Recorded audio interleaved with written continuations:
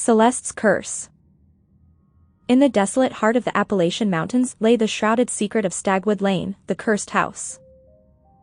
This insidious structure was once inhabited by 3 souls. A stern old woman known as Mrs. Hester, an obedient maid named Marianne, and an innocent young boy, Peter, whose life was prematurely severed, leaving him headless. 6 brave, or perhaps foolish, souls ventured into the haunted house one dreary night, each with their curiosity piqued and hearts pounding.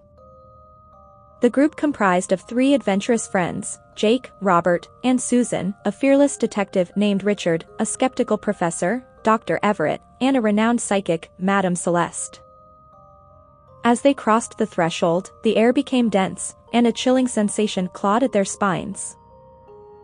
The house seemed to pulsate with a life of its own. Suddenly, they heard the sound of a boy's laughter followed by a chilling scream. Peter had made his appearance. His ghastly figure, appearing and disappearing, toyed with the intruders, eventually leading them to the kitchen where Marianne's spirit was trapped. In the kitchen, Marianne's apparition was forever preparing meals that would never be eaten. She turned towards the group, her eyes filled with centuries-old sorrow. Suddenly, she lunged at Robert, possessing his body momentarily and forcing him to chop his own hand off with a rusty cleaver. The room echoed with his agonizing screams as he bled out on the cold, tile floor. Next was the encounter with Mrs. Hester in the study. Her spirit was a formidable presence, radiating an inexplicable malice.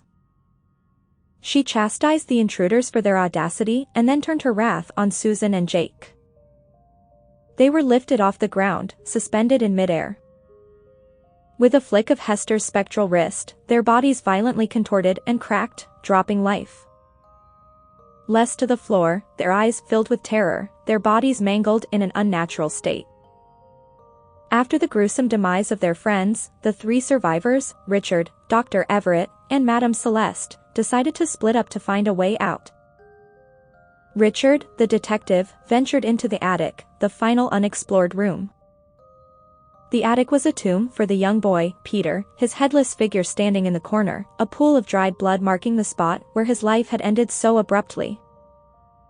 In a twist of fate, Peter's spirit lashed out at Richard, his headless form lunging forward. Richard was pinned to the floor, his eyes wide in terror as the child's ghostly hand reached into his chest, pulling out his beating heart.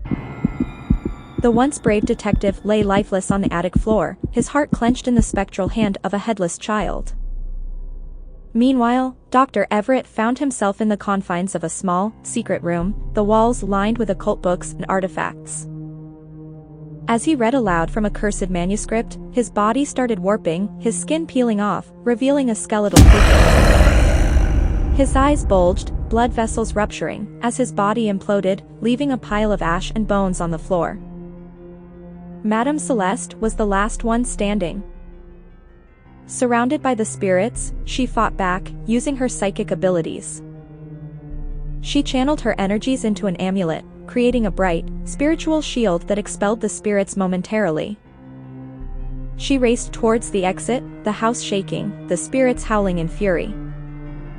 As she neared the threshold, she felt a cold hand on her ankle, pulling her back.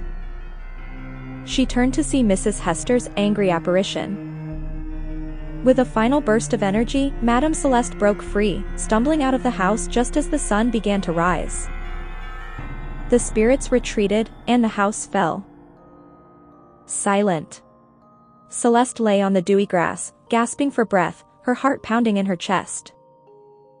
She looked back at the house. It now seemed innocuous, a mere shell of the horror that unfolded within its walls. Tears welled up in her eyes for her fallen comrades. She had survived, but at what cost? The image of Richard, heart held by the ghost of a child, and Dr. Everett's skeletal remains would haunt her forever. She stumbled to her feet, her body aching, her spirit shattered. What sunshine is to flowers, smiles are to humanity. These are but trifles, to be sure, but scattered along life's pathway, the good they do is inconceivable.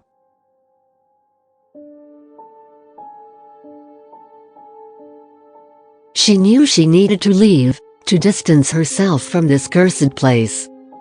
As she staggered away, she vowed to never return, to forget this dreadful night. But deep down, Madame Celeste knew she could never forget.